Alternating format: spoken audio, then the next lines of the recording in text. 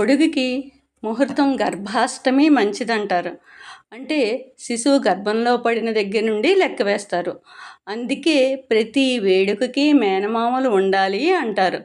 పుట్టింటి వారు వస్తే ఆ ఇంటికి, ఆ ఇల్లాలికి సంతోషం, ఆనందం 1000 రెట్లు అయినట్టుంటుంది. శిశువు గర్భంలో ఉన్న దగ్గర నుండి పుట్టింటి వారు తీసుకురావడం, పురుడు పోయడం, 5 నెలల వరకు చూడడం, ఆ తర్వాత నా పాలన చూడడం అన్నీ చేస్తారు. మా సాయి 3 సంవత్సరాల వరకు పెద్ద మావయ్య, అత్తయ్య, రవి, సుభాష్, లలిత, గాయత్రి వీళ్ళందరూ ఎత్తుకుని ముద్దాడేవారు. చూడండి ఇప్పుడు కూడా పెద్ద మావయ్య పంచి కడుతున్నారు. ముందు ప్యాంటు మీద కట్టుకుని వచ్చాడు. అలా కుదరదని పంతులు గారు అంటే మళ్ళీ వెళ్ళి మామూలుగా కట్టించుకుని వచ్చాడు. ఇంటికి పువ్వుల అలంకరణ, మామిడాకులు తోరణాలు కట్టడం ఇవన్నీ చిన్న మావయ్య చేశారు. ఆశీర్వదించడం పెద్దల వంతు. ముందుగా చెల్లెలు పసుపు రాస్తే అత్త పారాణి పెట్టింది. నానమ్మ, అత్తయ్య బుగ్గన చుక్క పెట్టి పొట్టు పెట్టి పెండ్లి కొడుకుని చేశారు. ఒడుగు అంటే మరో జన్మ ఎత్తినట్టేనంట. అందుకే బారసాల, అన్నప్రశ్న, చెవులు కుట్టించడం లాంటివన్నీ ఇక్కడ తంతుగా చేస్తారు.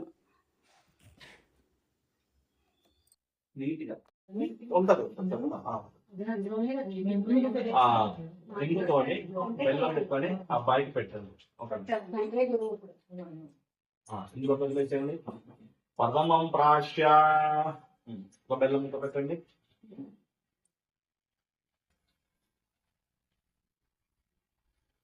అన్నప్రశ్న చేస్తున్నారు నీకు. కేశవాయ స్వాహ తినసి యన్మధునోమదవ్యం పరమాన్నార్థనీతం తేనాహం మధునోమదవ్యేన సహవల్సస ద్వితీయం ప్రాశ్య అని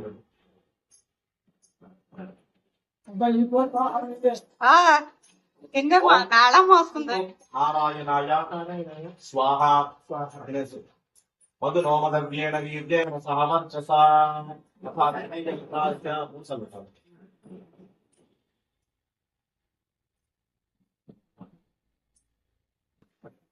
అడుగుని చేయి, వేలు పెట్టండి అడుగున.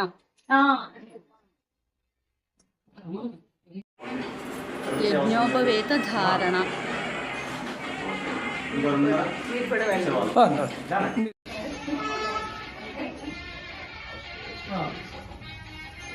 ఎలాంటి దోషం ఉన్నా అక్కడ పోతుంది అనమాట. గాయత్రీదేవి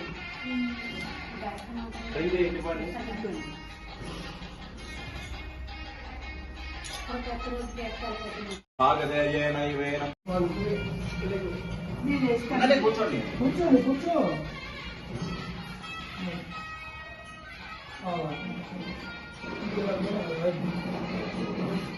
చెప్పండి.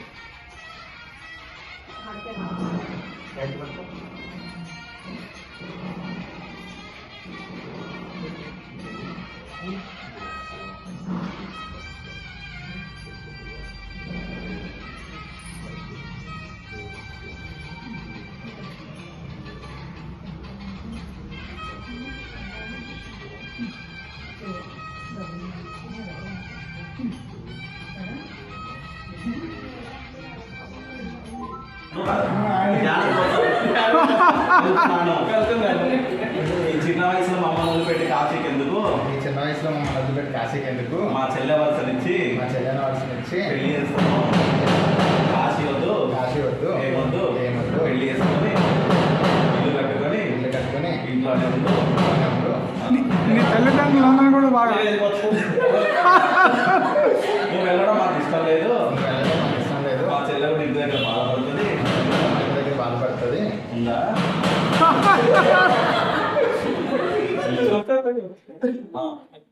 మా గురువారిని అడిగి చెప్తాను.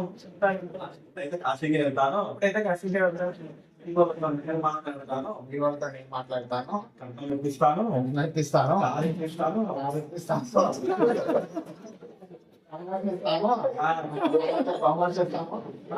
కంపెనీ పెట్టిస్తాను. తీసుకొని